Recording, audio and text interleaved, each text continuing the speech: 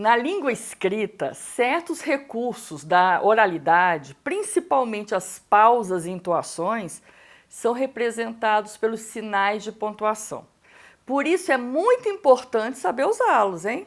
Pois se pontuarmos incorretamente um texto, poderemos mudar o sentido que originalmente queríamos apresentar ao leitor e causar problemas de clareza e coerência. Nosso vídeo de hoje trata do uso do ponto e vírgula, que causa muitas dúvidas e você precisa saber usá-los adequadamente. Por isso, assista a este vídeo até o fim, é bem rapidinho.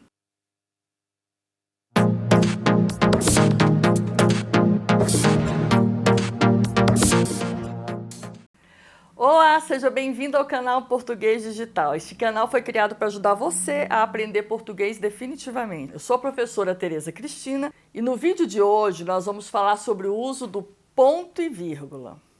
Bem, o ponto e vírgula indica na escrita uma pausa um pouco mais longa que a vírgula e um pouco mais breve que o ponto. O que isso quer dizer?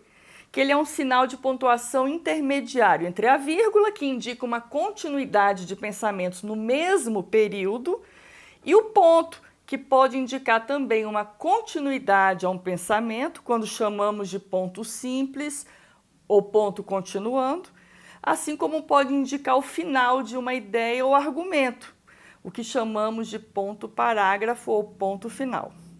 São poucos os casos realmente funcionais para o emprego do ponto e vírgula, mas são importantes, já que seu uso depende não apenas da organização sintática da frase, como também das opções estilísticas de quem redige o texto.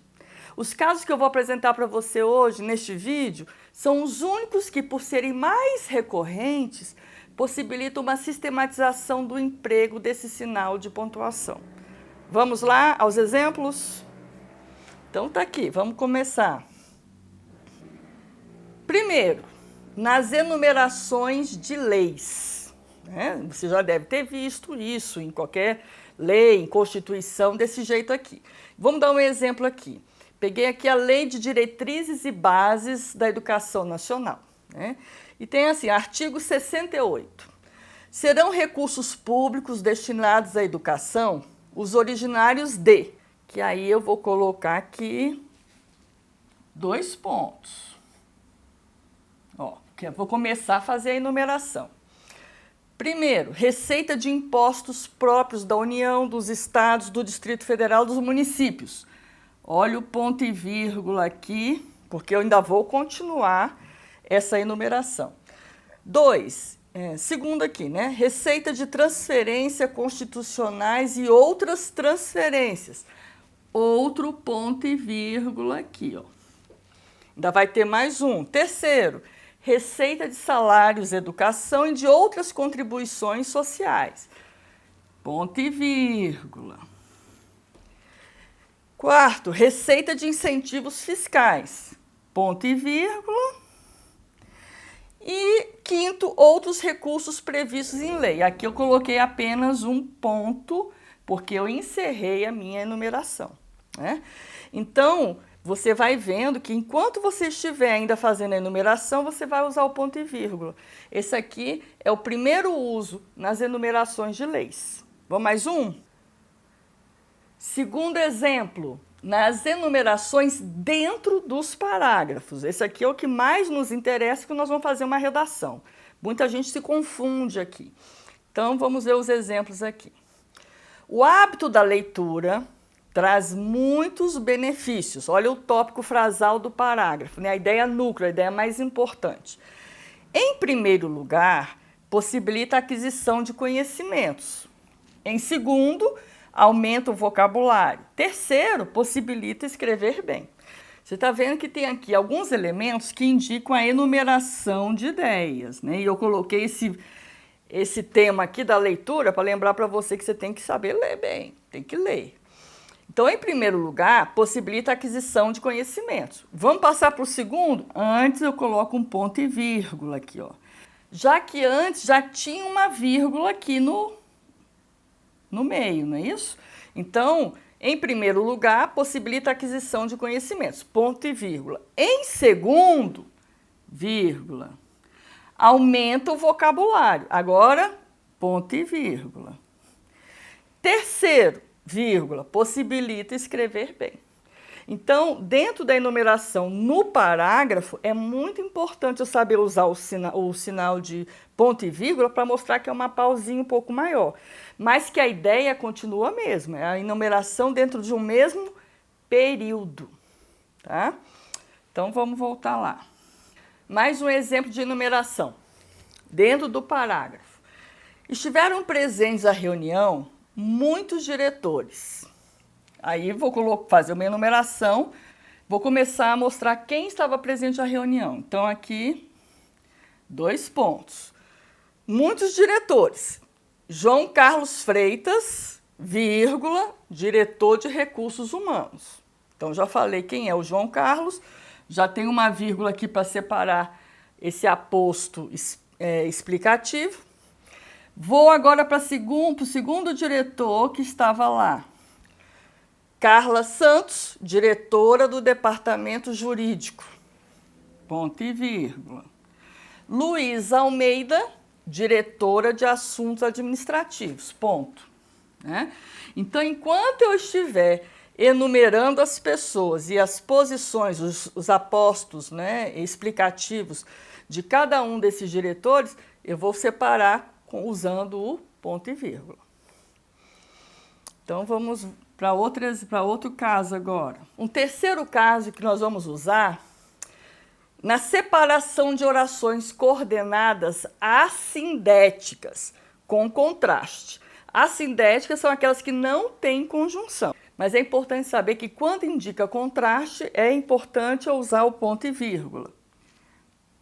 Ó, Maria trabalhava, ponto e vírgula, João brincava. Então, trabalhar, brincar, né? Um contraste. Ontem fez sol, hoje está chovendo. Então, fez sol ontem, chovendo hoje, um contraste. Você está vendo que eu não usei a conjunção e aí eu usei o ponto e vírgula para fazer a separação dessas orações coordenadas, né? Quarto, nas orações coordenadas adversativas. Aqui nós já vamos ter a conjunção, né? As conjunções adversativas, mas, porém, contudo, entretanto, todavia, que indicam contraste também. A moça chegou cedo. Posso usar só uma vírgula aqui, ó. Porém, o rapaz se atrasou. Então, posso usar só uma vírgula separando as orações quando tem uma conjunção. Mas, se eu quiser dar ênfase a essa conjunção, o que eu faço? Eu posso usar um ponto e vírgula aqui. A diferença dessa oração para essa é que quando eu coloco o ponto e vírgula, que eu estou dando uma pausinha um pouquinho maior, eu tenho de colocar essa vírgula depois da conjunção. Né? Então, a moça chegou cedo, ponto e vírgula, porém, vírgula, o rapaz se atrasou. Mas eu posso usar só a vírgula também. Então, é um caso específico de uso do ponto e vírgula nas orações coordenadas adversativas. Do mesmo jeito, nas orações coordenadas conclusivas, né, que dão a ideia de conclusão, como o próprio nome já diz. Olha só, o rapaz estudou muito, portanto, passou no concurso. Tá só a conjunção aqui, eu posso colocar só uma vírgula, né? Mas se eu quiser dar uma ênfase a essa conjunção, eu posso colocar o ponto e vírgula, o rapaz estudou muito, ponto e vírgula. Portanto, vírgula, passou no concurso. Estão vendo? Então, tem uma diferença. Se você não souber usar bem o ponto e vírgula, procura usar, então, só a vírgula, né? Mas é uma forma de você também saber usar aqui. E importantíssimo esse aqui, são as conjunções deslocadas, tá? No caso de conjunções deslocadas, onde é que a conjunção fica? Separando as orações. Mas se eu quiser colocar a conjunção lá no meio da segunda oração, eu posso. Mas aí eu vou ter que separar a oração com ponto e vírgula.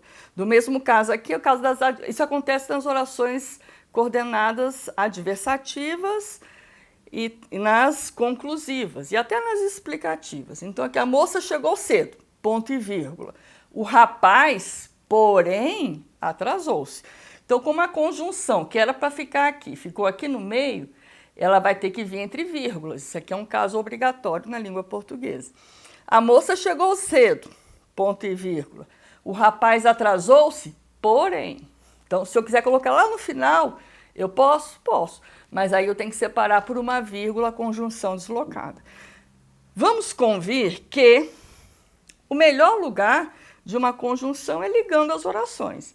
E se você resolve mudar, e se você não coloca as vírgulas, você vai ser apenado lá no concurso, no vestibular, não é? Que você vai fazer. Então, sempre tem essas construções, mas o melhor mesmo é colocar a conjunção no meio, só com uma vírgula e acabou.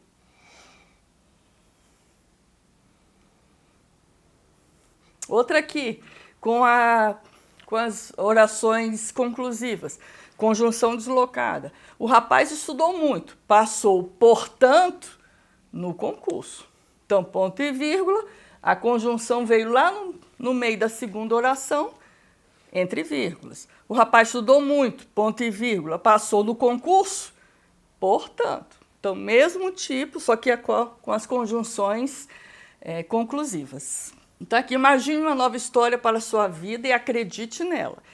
Estudar português é difícil? É, mas não é impossível de aprender. Se você acreditar e tiver confiança que você vai aprender, você vai aprender. Então, tenha paciência. Gostou do vídeo de hoje? Então, dá um like aqui para mim, faz um comentário aqui embaixo, compartilha com seus amigos, seus familiares. E se você ainda não se inscreveu no canal Português Digital, faça isso agora, você vai gostar muito. Um beijo bem grande e até o próximo vídeo.